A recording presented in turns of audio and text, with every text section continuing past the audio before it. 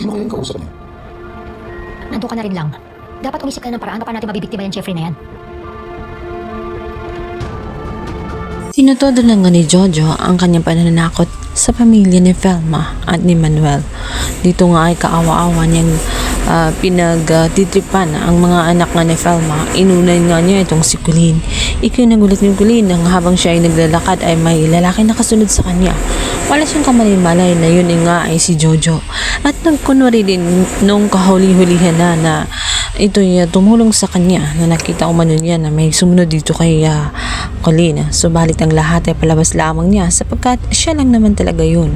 Ginawa niya yun para masira ang kanilang emosyon dahil plano nga talaga nilang manggulo sa pamilya nga ni Velma at Manuel. Nagtagumpay nga ang kanilang mga plano, nanginginig sa takot ang kanilang bunsong kapatid at halos mautal-utal na nga sa pagkukwento. Hindi na niya alam ang kanyang gagawin. Ngunit isa lamang ang naisip nga nitong si Velma na ang gumagawa noon ay walang iba kundi ang kanilang kaaway na ito nga ang si Hazel, sapagkat si Hazel lang naman ang may malalim na galit at inggit sa kanilang pamilya. At ng mga sumunod na araw ay si Andre naman ang mabibiktima. Pinagtutulungan siya ng mga lalaking hindi naman niya kilala at gusto siyang dukutin. Mabuti na lamang at nalaban siya at malakas itong si Andrea. At maya-maya din ay dumating din ang kanyang superhero na ito ang si Joel. Kaya nabugbog ang mga ito at nagsilayas din.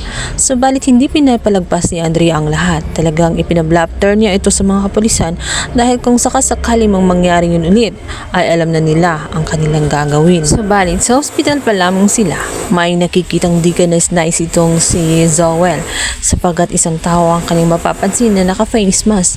At ang sumunod nga nun ay namukhaan niya na ito ang nga ay si Hazel. Kaya naman sa kanyang pagdududa agad niya itong sinundan at dito niya malalaman na wala pala talagang ibang gumawa noon kundi itong si Hazel. Ang malalim na galit ni Hazel na hanggang ngayon hindi pa makamove on sa ginawa ni Manuel sa kanya. Walang kamalay-malay si Hazel habang kausap nga niya itong si Jojo at ang kanyang isang tauhan dahil sa kanilang susunod na plano na walang ibang kundi ang puntrayahin naman itong si Jeffrey. Si Jeffrey ang susunod na biktima. Ngunit sa pagkakataong yun, malalaman na nga nilang ang lahat dahil nga si Joel ay saksi ng lahat at kukuhanan nga niya ito ng ebidensya. Kukuhanan nga niya ito ng video. So balik, ma-record nga ni Joel ang lahat ng pinag-usapan ni Hazel at ni Jojo at dito na malalantad ang katotohanan. Subalit, naramdaman agad ni Hazel na may taong nagmamasid sa kanila.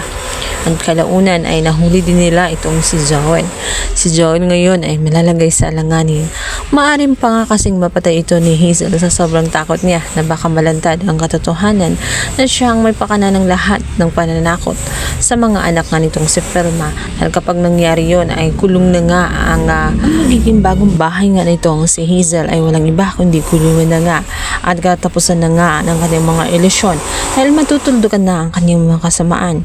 Kaya naman gumawa na nga siya agad-agad ng paraan at dito niya buburahin ang mga video at mga na-record nga nitong si Joel laban sa kanya nang sa ganun ay hindi siya paniniwalaan kahit siya ay magkwento pa.